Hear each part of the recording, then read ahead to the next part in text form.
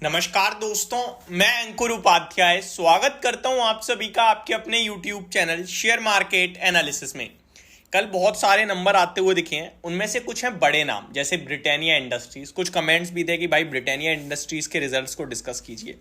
एक एक करके सारी चीजें आप सभी के साथ कवर करता हूं ब्रिटानिया इंडस्ट्रीज के नंबर्स के बारे में। देखो नंबर मेरे को ना ये बहुत इंटरेस्टिंग लग रहे हैं।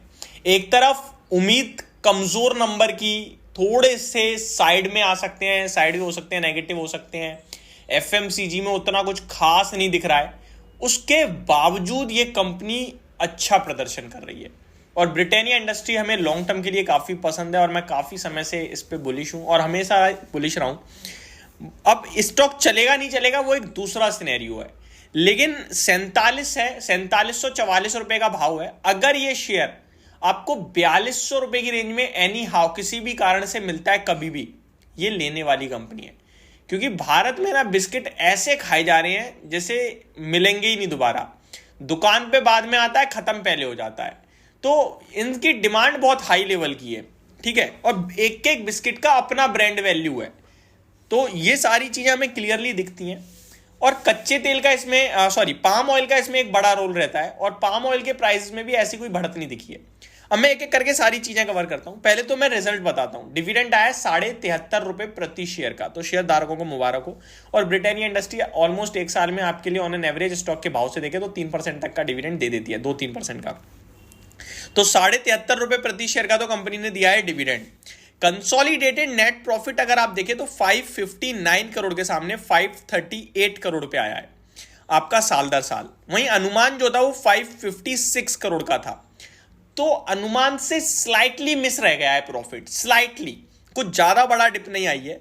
रेवेन्यू 4070 करोड़ पे आया है कंपनी का, जो कि आपका साल दर साल ऑलमोस्ट हल्का बढ़कर आया है, क्वार्टर क्वार्टर गिरावट है। मार्जिन्स देखें तो 19.26% पे आए हैं, 20% से घटकर, लेकिन अनुमान था 19.2% का, तो 6 बेसिस पॉइंट अनुमान को बीट कराए, ठीक है। अब आता हूं मैं कामकाजी मुनाफे पे। तो 804 करोड़ के सामने 784 करोड़ पे कामकाजी मुनाफा आया, अनुमान 785 करोड़ का था, तो एग्जैक्टली इनलाइन आप कह सकते हो। तो ये नंबर्स को कैसे समझना है वो समझिए। अनुमान के सामने या तो इनलाइन है या स्लाइटली नेगेटिव है। तो स्लाइटली नेगेटिव है तो हल्की फुल्की अगर करेक्शन आती है तो वो होगी अपॉर्चुनिटी लेने लायक। अब मैं आपके साथ एक एक करके चीजें डिस्कस करता हूं। पहले ब्रिटानिया इंडस्ट्रीज का शेयर आपका 3 महीने में 7% डाउन है और मुनाफा ऑलमोस्ट क्वार्टर क्वार्टर इतना ही घटा है। एक साल की बात करूं तो ब्रिटेन इंडस्ट्री ने 5% के रिटर्न्स दिए हैं और मुनाफा साल दर साल देखें तो आपका ऑलमोस्ट थोड़ा सा घटता हुआ दिखा है। तो स्टॉक में डाउनसाइड तो बन रही है, लेकिन कितनी, ये सबसे बड़ा सवाल है। 4500 रुपए का भाव मेरे को दिखता है इसका। आपके लिए 4500 आ सकता है और 4500 से नीचे 4200 के पास पहुंचता है तो वो बनेगी लेने की अपॉर्चुनिटी, खरीदारी का मौका। तो ये स्टॉक आप नोट कीजिए वर्ड्स। देखो ट्रेडिंग पर्पस से इसको कोई मैं प्रेफर नहीं करता हूं, ना मैं आपके साथ डिस्कस करता हूं। बहुत ही रेयर बेसिस पे ट्रेडिंग पर्पस से आपको ये करना चाहिए। छोटी क्वांटिटी का स्टॉक है, quantity in the mean lot size का कोई ज़्यादा बड़ा नहीं है, ठीक है। हालांकि प्राइस, स्टॉक का प्राइस भी बड़ा है, वो एक अलग केस है। मूवमेंट जिस दिन देता है उस दिन बड़ी दे देता है, अदरवाइज साइड में पड़ा रहता है। अब इस स्टॉक में कैसे प्ले करना है वो समझो। 4500 रुपए तक अगर ये गिर जाता है तो नो ट्रेड जोन में है। इनकेस ये स्टॉक ऊपर खुलता है आपके लिए 4900, 4850, 5000, तो वहां प्रॉफिट बुक करना है। ऊपर अगर ये खुल जाए तो वो बेचने का मौका है, और नीचे 4500 तक खुलता है तो कोई इशू नहीं है, कुछ नहीं करना है। 4500 के बाद अगर ये कुछ और डिप देता है 4350, 4200 इवेंचुअली पोजिशनल बेसिस पे, तो वो बनेगा एक्यूमुलेशन का और एवरेजिंग का मौका। यानी कि लेने का मौका बनेगा 4200 से 4500 के बीच में।